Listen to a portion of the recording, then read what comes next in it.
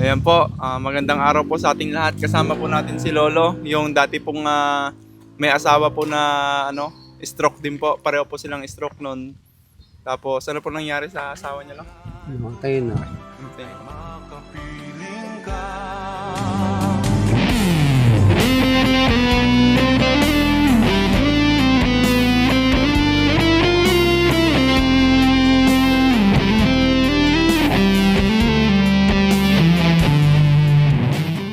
Di kayo na lang po, Ako na lang, sir. anak niyo po si Kaya? Yan, Yung lalaki. Kita, Isa sir. anak lang tatay na lalaki. Nag-iisang anak mong lalaki. Oo, nag-isa. Kamusta naman tayo? Ito, medyo masigla pa rin. Parang pumayat po kayo Pumayat nga eh. Siyempre, alam mo naman ang iniiwan eh. Oh. Lagi niyo pong naisip sa Laging iyo. naiisip. Ilang araw lang din po yun, no? Nung na-video namin, no? Ilang araw lang tapos Mga 1 week. 1 week lang, tapos namatay na po. Oo. Naman, 8 nung matay siya, 8. 8. 8 nung matay siya namin. Yun ay galing ako sa trabaho. Inantay pa naman niya akong dumating bago siya nawalan ng saka yung palig ko sa Isabela. Bakit daw po namatay agad?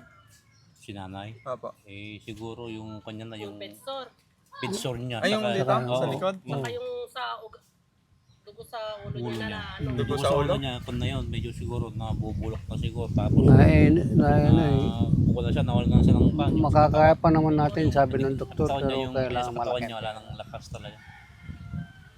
Eh, kasi yung maganda na rin yung nangyari sa kanya yun, sir, para kasi hirap na rin siya. Papa. Basta may parang sugat sa likod, no? Ay, Parang bedsore yun, yung doon po bedsore yung- nag-uumpisang mamatay, no? Oo, yung bedsore niya kasi Masakit yun. oo. Ibuto na yung lumalabas eh. Parang yung napunta namin kahapon. Oo. Talagang bilog, tas buto na yung makikita. Kasi nga, Sa mismong buto, hindi to sa dugtungan, no? di rin kami makatulog, di rin kami, sa awa namin, sabi nga namin, pinadasalan namin sa pare na kung ano talaga yung kalooban ng Diyos sa kanya. Kailangan Kunin na lang tanggapin. siya, kaysa naman yung kami, nakikita namin na talagang nahihirapan na siya sa kanya pero wala siyang magawa na kung siya na Hirap din ang wala, buhay. pero Diyos pa rin yung kwan natin. Diyos pa rin yung Lumalaban talagang naman siya eh. merong kwan. Talagang lumalaban siya. May takda sa kanya na, di ba, sa buhay niya. Eh, yun. Mas maluwag na namin tinanggap na talagang wala na rin si nanay. Ngayon, di tatay naman ngayon yung ban. Bilin din namin pinare-recover sa kanyang sarili na lakasin din yung loob niya para matugtungan pa naman yung buhay niya kahit na wala na yung nanay namin. Kayo naman po, wala naman po kayong mga sakit-sakit ngayon. Wala na yun. Ito lang mahina kasi yung mga bigay mo na, hindi ko naman tinatantanan na kainin. Kaya lang talagang, alam mo na, tumatanda na. Magkakapera yata ako. Oh. 75 na ako eh. Oo. Sa mga tumulong naman sa mga magulang ko, salamat po sa inyo at ang malaki rin naging ambag niyo sa buhay. Alis ng ka dyan, magulang Dagol. namin. Sa Dagol, kanya, alis ka dyan. Nakaka na rin. Nakakita namin parang ma-extension pa yung buhay niya, makaka-recover Hey. ng taray. Pero nung na-stroke po ba kayo nun, Lo, talagang hindi na kayo makatayo? Hindi na? Na lang. Talagang naka-recover po siya? Nakarecover ako nun, di ba? No? Pero hindi po dati, hindi ko kasi nakita yung dating kayo eh. Talagang nakahiga na lang kayo, ganon, tapos di kayo makagalaw. Ngayon, Kaya na-stress din yung asawa niya. Kaya na-stress siya po ang ma-stress. sa'yo. Oo. Kaya siya naman po naging ganon. Siya naman. Tapos naging nung ganun. na-stroke siya, kayo naman po yung gumaling, no?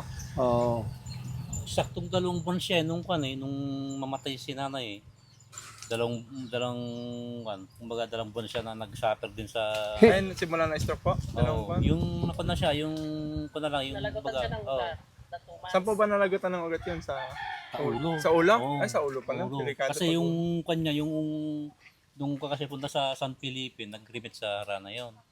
Ngayon, ako pa naghatid noon. Eh nung siguro mga bandang 10:30 may tumawag sa anak ko. Siguro doon pa lang, hindi naman nadala sa Hey! hospital. Kumbaga, ay alam mo lang nagpursige sa mga kasama niya na itakbo dito sa Oslam sa Lumayo muna kayo, lumayo muna. Galit niyo aso, lalo na sa'yo. Sakali pa na kung sana naman. Sabi ng doktor, Tinatakbuhan mo kasi. kung tinakbo lang sana siya kabod-kabod kasi yung dawat minuto raw. yung dugo natin, lumalapot na yun. Baka kung natakbo pa nito mga 15 minutes dito sa Mayos lang, malamang di siya nalagutan ng ugat sa ulo. Namuo? Ano ba? Namuo. Nakuha na siya, nalagutan ng ugat sa ulo. Kaya yun. Nabutan namin doon ay ganyan na, yung nakapikit na siya. Yung, Buti hindi po tinubo. hindi naman, kabod-kabod, tinakbo namin doon sa San Jose. Pero sabi nung doktor doon, sabi nung scan, ito, sabi nung si nanay, magising pa ngayon kasi magkakalagot ng kunya sa ulo, sabi. Yung pagkakalagot niya ng ugat sa ulo, may diretso pa naman pero pag siya ay unti-unti na siyang kanyan. Hey! Na lang mawalan na rin siya ng kwan, sabi. Ng kwan sa kanya. Yung sa ulo niya, yun ang inindi niya, sakit sa ulo. Yung marami saka yung dati niyang sakit dito, yung sa may pali, yung kasi yung kanya sa lamang loob niya, merong nung takbo na ng ospital noon, may mga bukol-bukol na yung kanya. Oo. Agal, ano yung tawag doon? Sabay-sabay. Nagkomplikasyon na rin yung sakit nanay.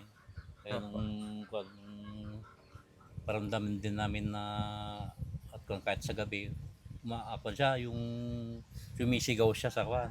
Ay, nakakasigaw pa po nun. Oo, yung kwan, sumisigaw siya ng siyempre yung sakit sa kwan niya ay Malakas ang loob niya.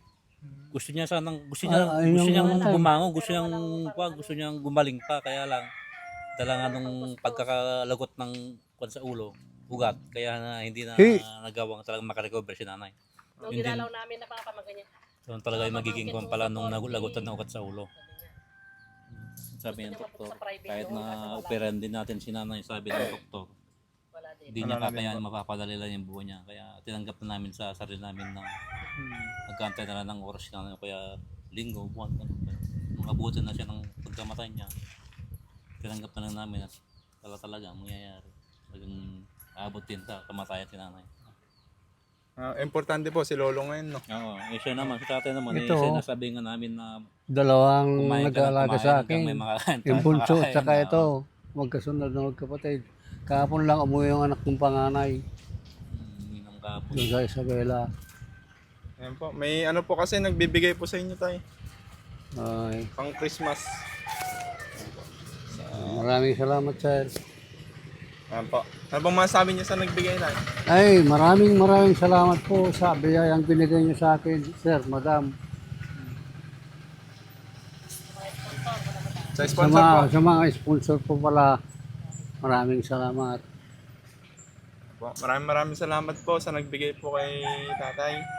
May panghanda na po, ano? Oo, Kain mayroon lang po kayo na, ng kain. mayroon na para akong pamasko. tumaba po kayo.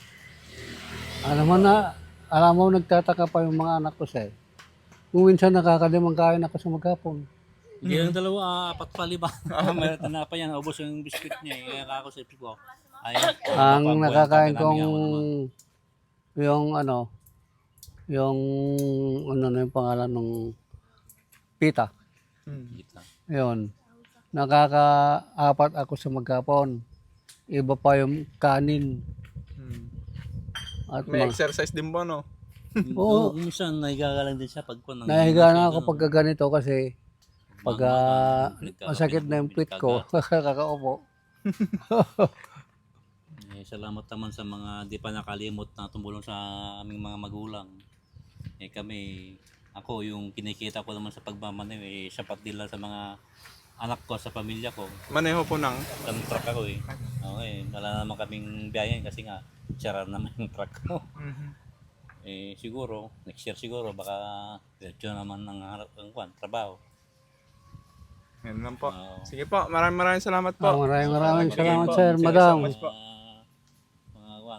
Mga taong may busilak na puso na handang tumulong sa mga tao na nangangailangan din. Salamat sa inyo at sana maraming blessings pa natin sa inyo mga sponsored. Thank you po. Thank you po. God bless. God bless po sa inyo. God bless sa inyo.